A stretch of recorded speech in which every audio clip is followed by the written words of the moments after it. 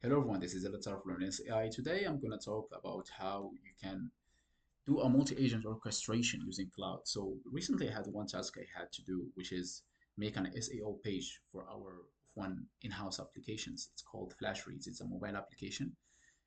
So usually when I have a task like this, because I will need to finish fast in a very short time, I will probably use HTML so I can talk to the team and we can change things very fast on the run.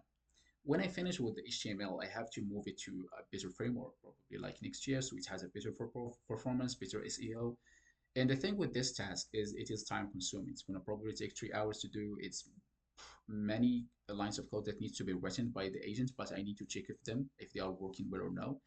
And the thing here, I asked myself this week, like, what if I will treat Cloud like junior engineers? So if you have a lot of junior engineers in your team, you're not gonna like check if all of their work, if their code is correct. You're gonna make the plan with them, make sure they understand the task, and they're gonna go on their own. Each one of them will have its own version, his own computer. They're gonna make the task that they need to do. They're gonna merge together. Then they're gonna do the second wave of tasks. They're gonna merge together. Then they're gonna third wave of tasks. They're gonna merge together. Then when they finish everything, they're gonna give you the last result. You just need to check that 5% is missing.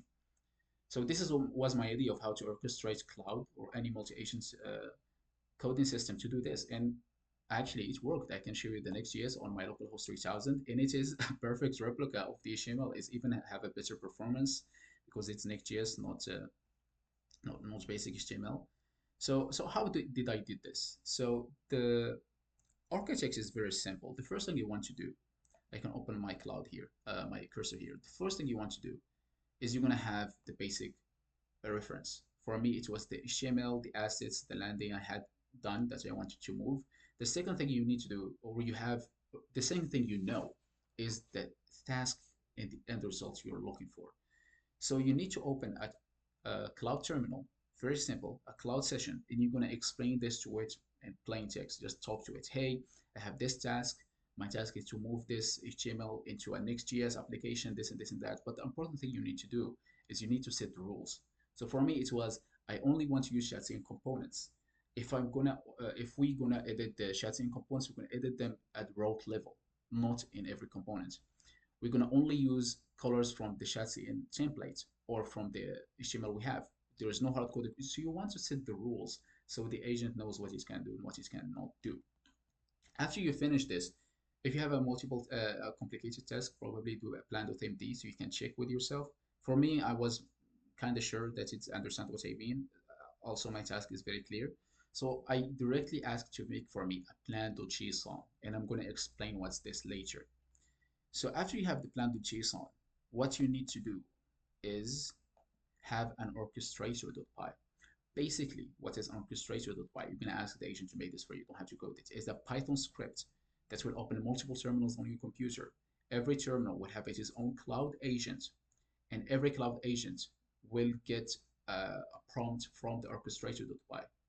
Whenever a cloud agent finishes its job, it's going to have a work tree for its own. Whenever it finishes the job, it's going to npm run build, check if it's going to compile. If it's going to compile, it's going to merge with the others. And when all of them finish their task, they're going to give you the final result. So what is the plan.json? Basically, the plan.json is the JSON file that have all of the tasks that needs to be done. And every task have very important things. So it has the title, and it has the role. So the agent knows what role it needs to play to finish this task. But most importantly, it has the files to read. So when the agent is doing this task, he does not have to read all of the all of your environment. It's only can read these files here. This make token consumption way more or less. And the yeah, I forgot. Anyway, the files to modify also. So also the important thing it has here is the files it can modify. So it does not run out of the wild and do something stupid. It only knows what files to modify. So here you're limiting or not limiting, but you're directing the agent to know exactly what you need to do, exactly what you need to read, and exactly what you need to modify. So you have a more directed agent here that have better chances of doing the result that you want to do. The third thing is the instruction, which is the prompt for this specific agent to do this specific task. And finally, You want this agent after it compiles to check if it is code is well. We are sleeping or we are playing video games. We don't want to check if this is doing well. We want the agent to check if itself. So we have an acceptance criteria. After it finishes its job, it's going to check every acceptance criteria if it is true. If one of them is missing, it needs to fix the code. When all of them are correct, then it compiles again and merges with the other agents. That is the power of the Python of the plan.json. It gives every task, it gives every cloud agent very detailed information of the task it's doing and the way it needs to do it. The other thing is the work tree. As I said, why do we do a work tree? Basically, we don't want no conflicts. If one agent messed up, he will not mess up the other agents. A safe failure.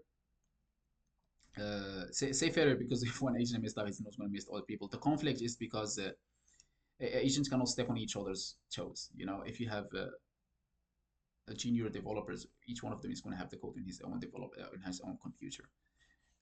Lastly, clean merge because you will compile, every cloud agent will compile its own tree. And lastly, it's very easy to clean up. Come on.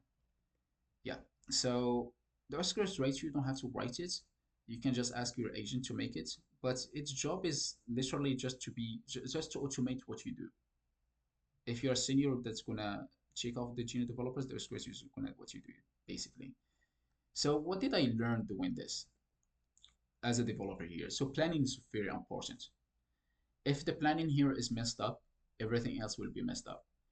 At the time of AI, agents can code anything very fast and anything very smartly. They can code better than you. So if your planning is bad, everything else will be bad. The only thing that we need a human here to do is planning. So this is the only part that or the first part that you need to do very well. Second thing, isolation is everything. Because we don't want to get work tree, it prevents the agents from corrupting each other's work. So without this, parallel agents will be very chaotic. The third thing is verification closes the loop. Without npm run build, you don't know if the code compiles. So by doing npm run build, you know that every task compiles at the end. So when we merge everything, we have a good result. Retry with feedback works. So when an agent finishes its work, it checks if the feedback, like this thing here, it will check that the acceptance criteria as well. This is a layer of verification that we need to do. Basically, a human will do this, but if you force the agent to do it, it's most likely will do a great job. So just force the agent to do it. Don't do that. Lastly, you don't need a framework. There's no long chain, no query, no graph. Basically, you don't need an agentic flow to do this. Cloud can do this basically. So yeah, I hope this will help anyone. It's very usable, so you can also use it for other tasks. For me, I just use it from HTML to Next.js for now, but I believe maybe for other people it can be very helpful to make great things. So yeah, that was a letter from CI. Thank you so much and see you next time.